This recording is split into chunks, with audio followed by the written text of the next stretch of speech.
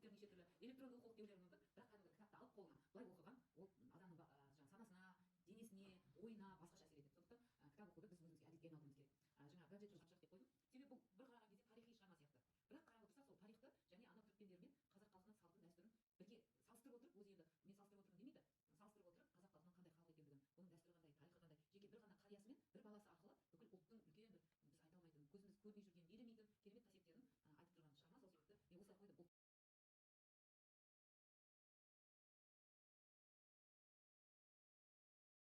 Елдің болашағы деп Кенжебекке барлық жағдай курсантқа шығару үшін, құлдықтан босату үшін мына бүкіл Тағы да. Батылдық. намысшылдық, арын намысын бірінші орынға қойған